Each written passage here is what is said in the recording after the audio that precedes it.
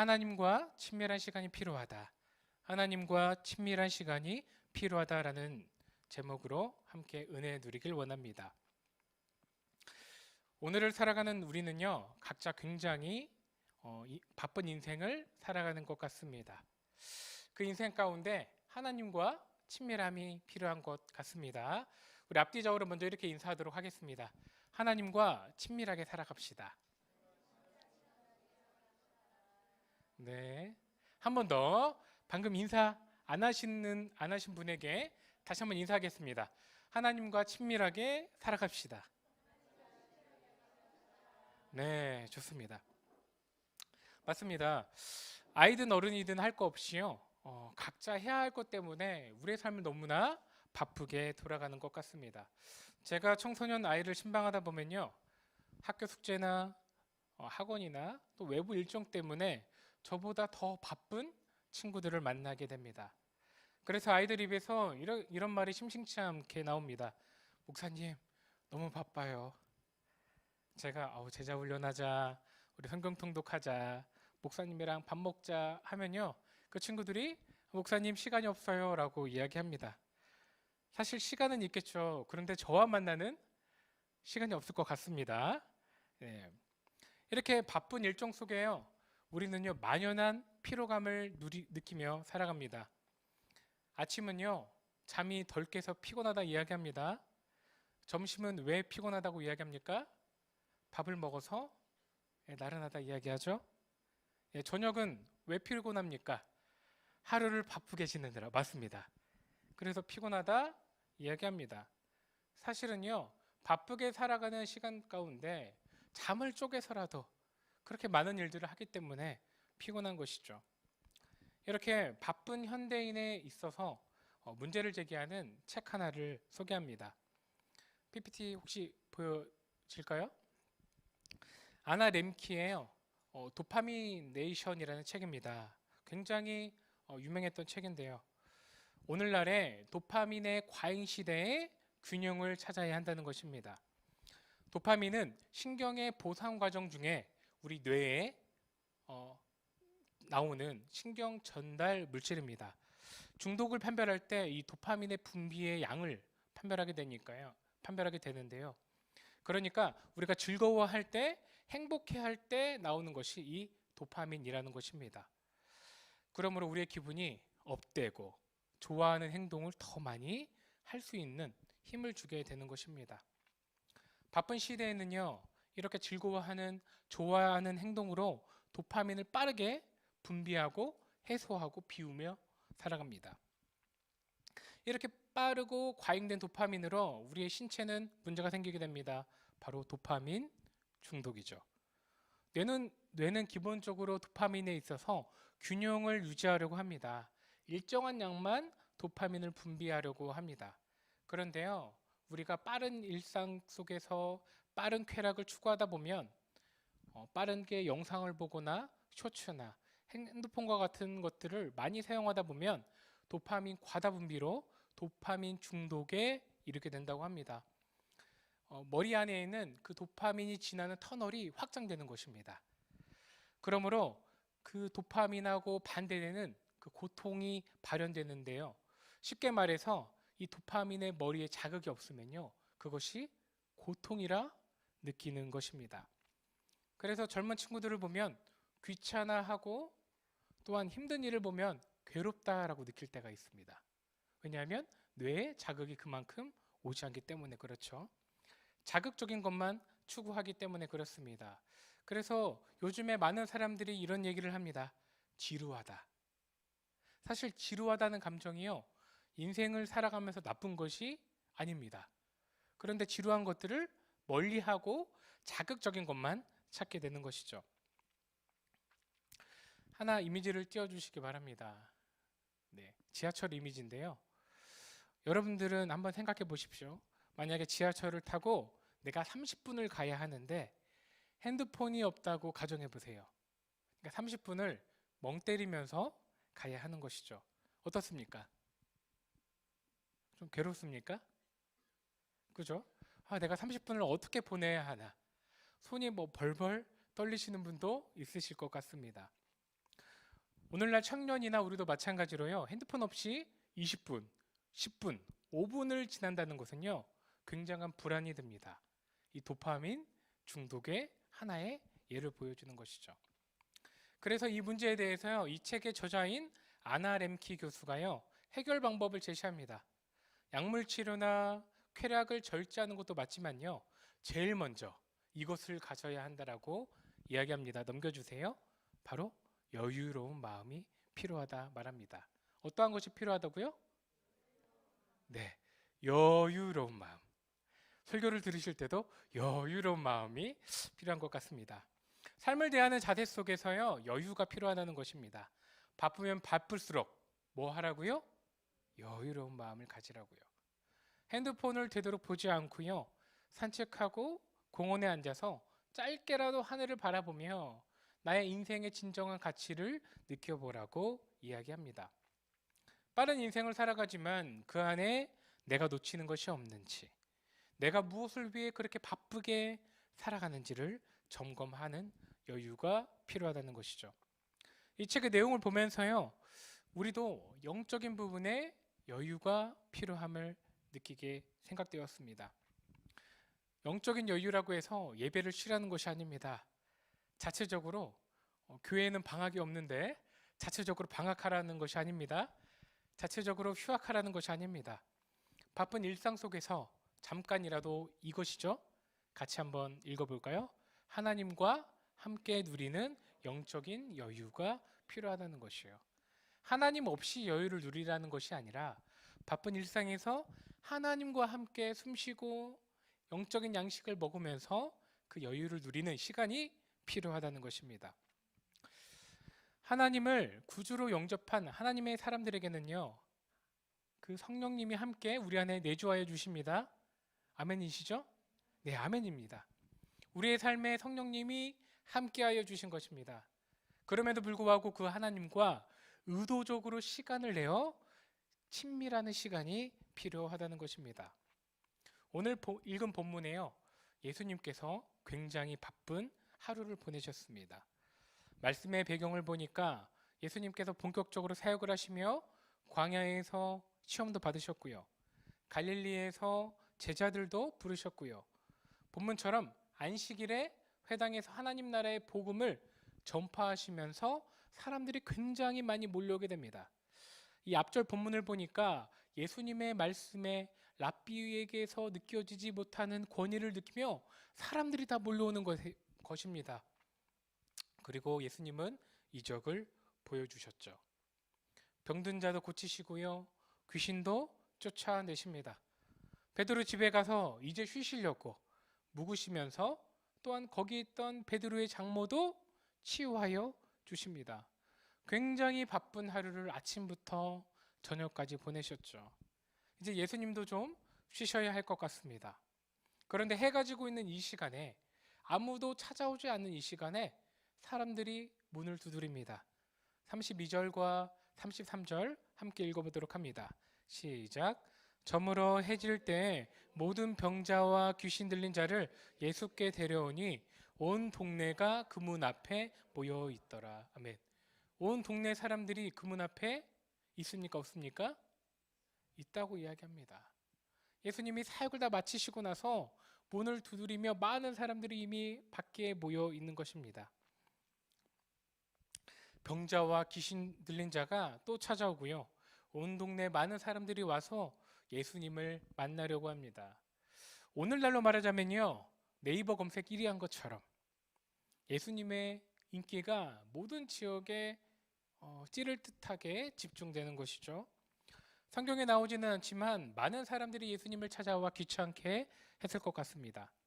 궁금한 것을 많이 물어봤을 것 같습니다. 오늘날로 말하면 사인해달라, 그렇죠?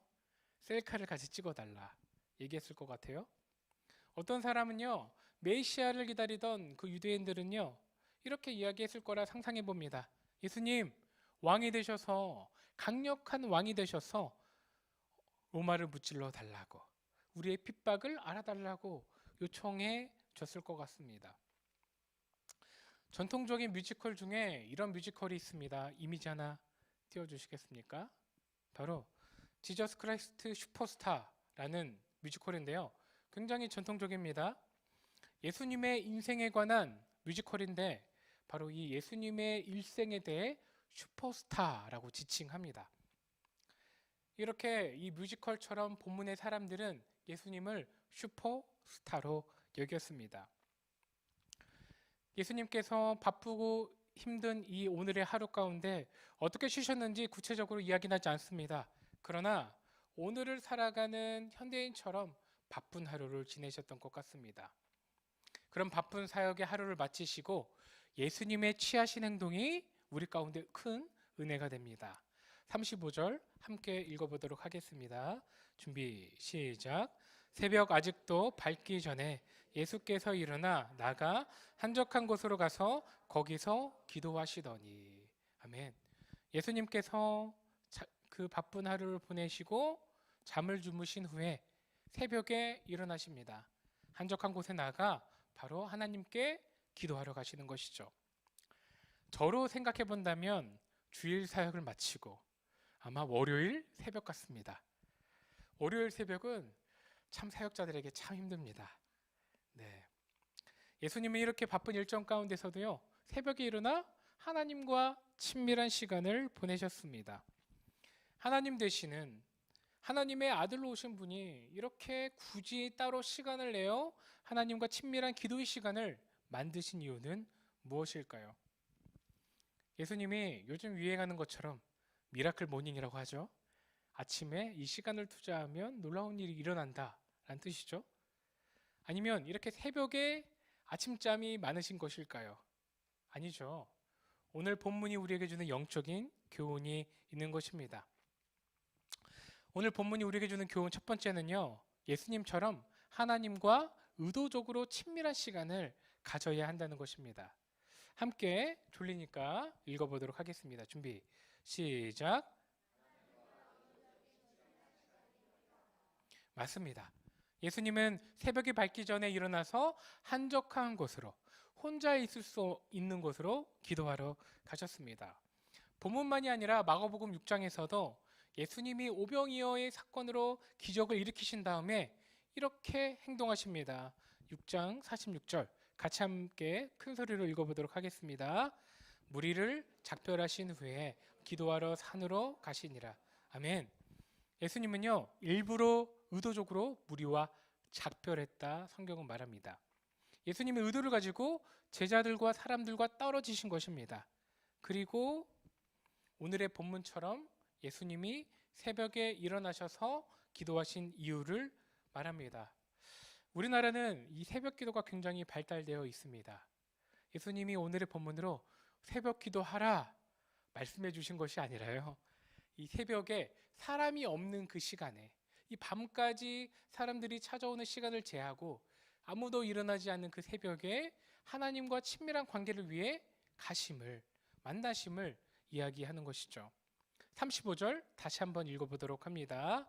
새벽 아직도 밝기 전에 예수께서 일어나가 한적한 곳으로 가서 거기서 기도하시더니. 아멘. 예수님의 목적은요, 새벽이 아니라 한적한 곳입니다.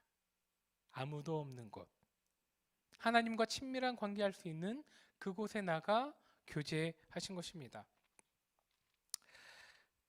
예수님은 슈퍼스타로 사람들을 몰고 다니시던 어제와 다르게요, 대비적으로 한적한 곳으로 가십니다. 그곳에서 기도하십니다. 예수님이 어떤 기도를 하셨을까요? 전날에 자신을 찾아온 많은 사람들, 자신을 기대하며 바라보던 그들의 눈동자를 기억하시며 그러한 상황이 있었습니다. 하나님께 고백하셨을까요? 아니면 자신을 띄워주는 사람들의 마음에 흔들려서 하나님, 제가 정치적으로 한번 왕이 되어 볼까요? 라고 기도하셨을까요? 아니시겠죠. 이 사람들의 요구를 하나님께 말씀드렸을까요? 아니면 내가 어떤 사역을 해야 되는지, 내가 어제처럼 한 사역이 맞는지 기도하셨을까요? 그러나 오늘 본문에 예수님처럼요, 오늘 바쁜 일상의 시간 중에서도 예수님이 보여주신 사건을 통해 우리도 교훈을 얻을 수 있습니다. 우리 또한 예수님처럼 의도적인 시간으로 하나님께 나아가야 한다는 것입니다. 예배와 기도를 해야 되는 어떠한 행위보다요, 먼저 우선되어야 될 것은 예수님처럼 친밀한 소통을 해야 한다는 것입니다. 호세아 6장 6절은 이렇게 이야기합니다. 같이 함께 읽어보도록 합니다. 나는 인애를 원하고 제사를 원하지 아니하며 번제보다 하나님을 아는 것을 원하노라. 아멘. 호세아 6장 6절은 말하죠. 하나님은 인애를 원하시고 제사를 원하지 않는다. 그러니까 제사하지 말아라가 아닙니다. 먼저 인애를 가져라 라는 것이죠. 이 인애는 원어로 보니까요, 헤세드입니다.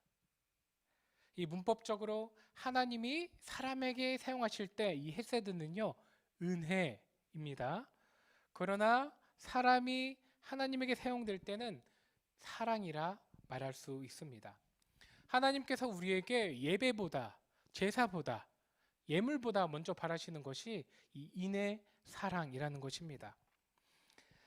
우리가 오늘의 예배 가운데 올려드리는 행위라든지 자세라든지 태도보다 우리의 마음 안에 있는 사랑을 먼저 원하고 계신다는 것입니다. 우리가 주일에 이 시간에 예배하는 이유는요, 율법적인 이유가 아닙니다. 제일 우선되는 목적은 하나님을 향한 사랑을 가지고 나아가야 됨을 말합니다. 마찬가지로 예수님께서 사람들을 작별하고 한적하게 기도하러 가신 이유, 이 하나님에게 사랑을 드리기 위해, 하나님과 친밀한 관계하기 위해 나아가셨던 것입니다. 오늘을 살아가는 우리 또한 마찬가지입니다. 오늘 예배하는 우리의 마음 가운데 주님을 향한 사랑이 없다면 하나님이 기뻐 받으시지 않는 것입니다. 그러므로 의도적으로 이 시간에, 또한 삶을 살아가는 우리의 시간에 의도적으로 하나님께 사랑을 가지고 친밀한 시간을 만들어야 합니다. 우리가 흔히 기도할 때요, 하나님께 원하는 것만 말하는 것을 기도라 말하지 않습니다. 저희 딸 다혜리가 있죠. 다혜리가 처음 기도를 배울 때 이렇게 배웠습니다. 주시옵소서, 주시옵소서, 주시옵소서. 왜 이렇게 배웠는지는 저도 모르겠습니다. 네. 근데 아마 주위에 기도하는 방식을 듣고, 귀로 듣고 자기도 주시옵소서라고 이야기하는 것 같습니다. 또 우리가 기도할 때 달라 이렇게 하지 않습니까? 외국 미국 달러를 달라는 것도 아니고 하나님께 그렇게 달라고 요청하는 것 같습니다. 내가 하나님께 바라는 것을 기도하는 것도 기도 맞습니다. 하나님께서 말씀하여 주시지 않았습니까? 부르짖어 구하라고. 그렇죠?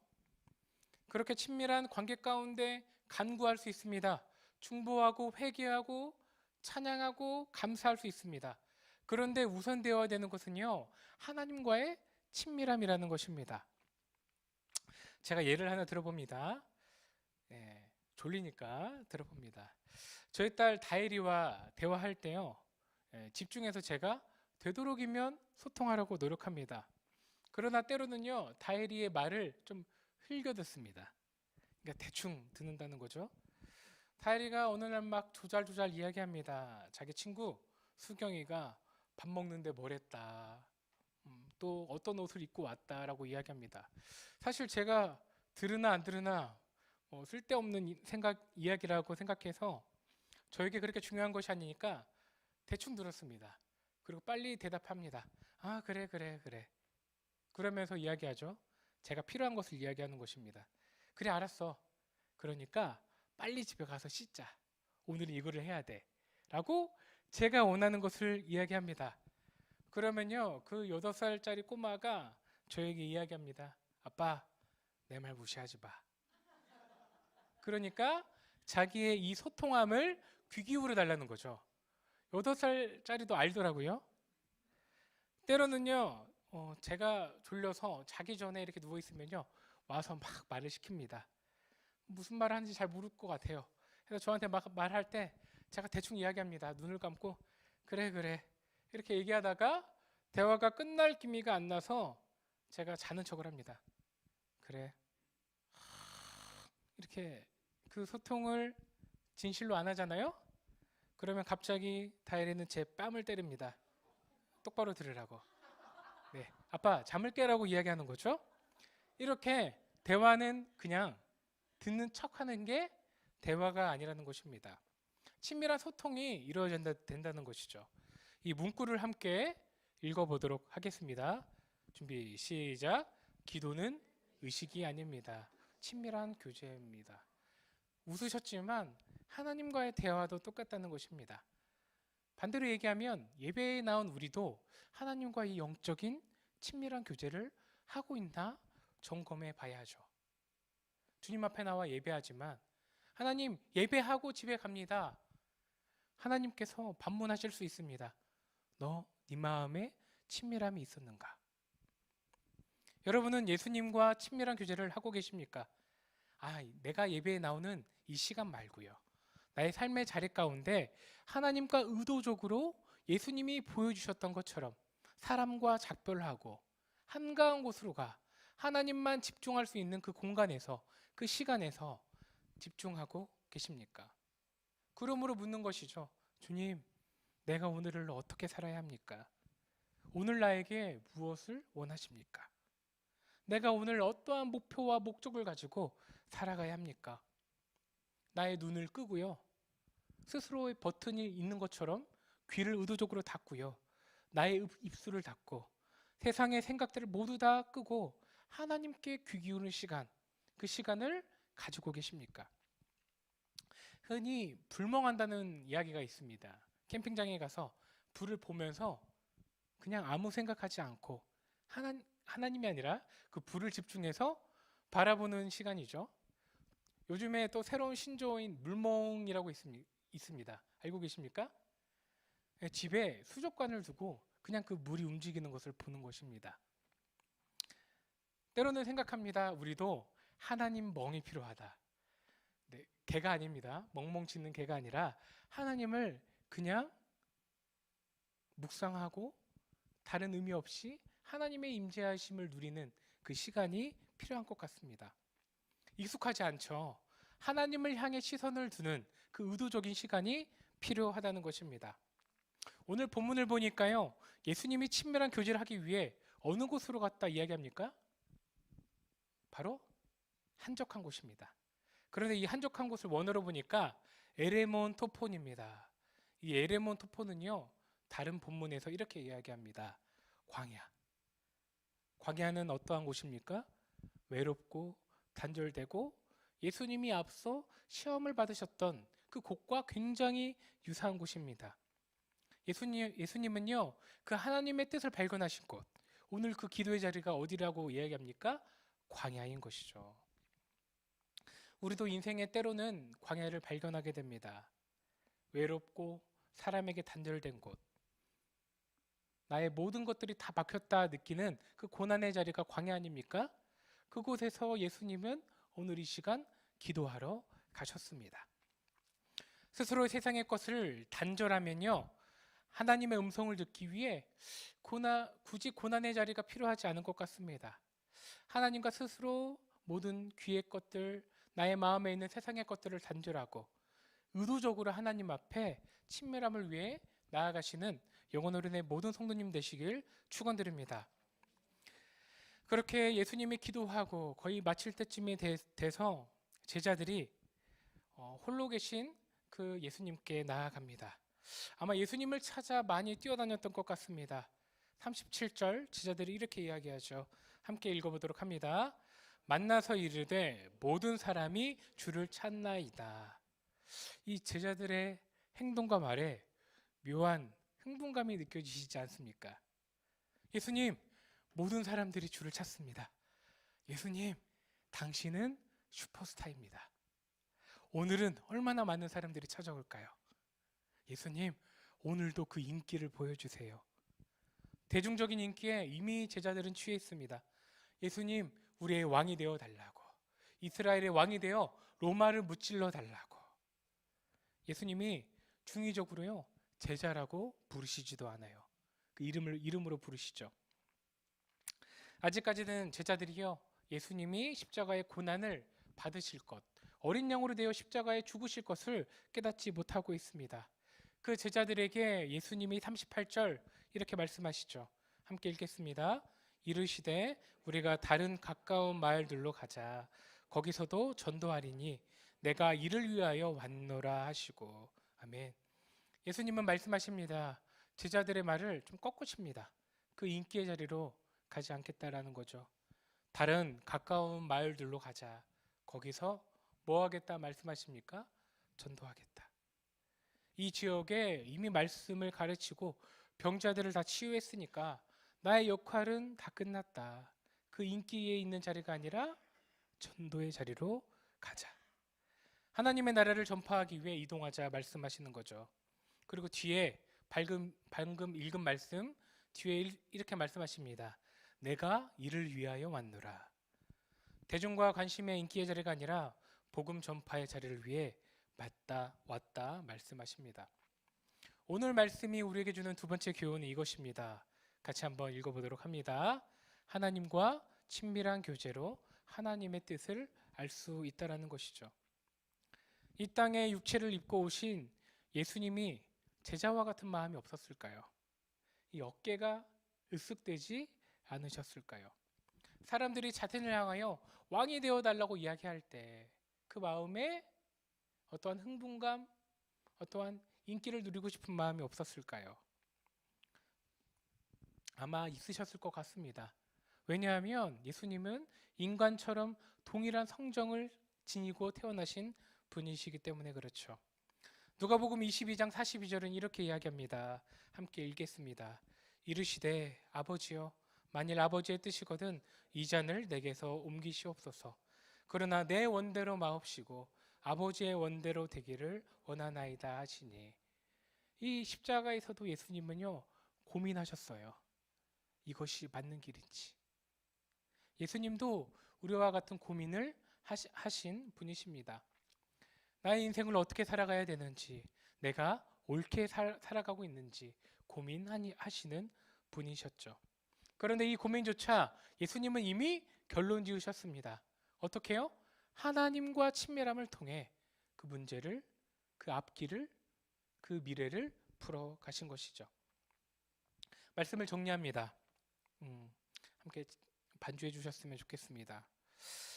이렇게 그분과 교제한다는 것은요, 우리의 인생의 고민들을 그분과 친밀함을 통해 풀어감을 이야기하는 것입니다. 오늘을 살아가는 우리도 마찬가지입니다. 오늘의 본문의 예수님이 바로 우리의 삶입니다. 때론 바쁜 일정 가운데 하나님과 친밀하게 인생을 살아가며 그 10분 동안이라도, 하루에 10분 동안이라도 친밀한 시간을 의도적으로 만들기 어려운 것이 우리의 인생입니다. 그럼에도 불구하고 예수님은요, 그 한적한 곳으로 가서 기도하셨습니다. 의도적으로 친밀한 시간을 마련하신 것이죠. 또 하나님과 친밀함으로 하나님의 뜻을 알 수 있었습니다. 오늘의 본문 말씀을 기억하심으로요, 우리의 인생의 자리에서 하나님과 의도하여 그 친밀한 관계를 만들어갈 수 있도록, 그 친밀한 관계의 기도 시간을 통해 하나님의 말씀을 알아갈 수 있도록 누리며 살아가시는 우리 영혼 어른의 성도님들 되시길 축원드립니다.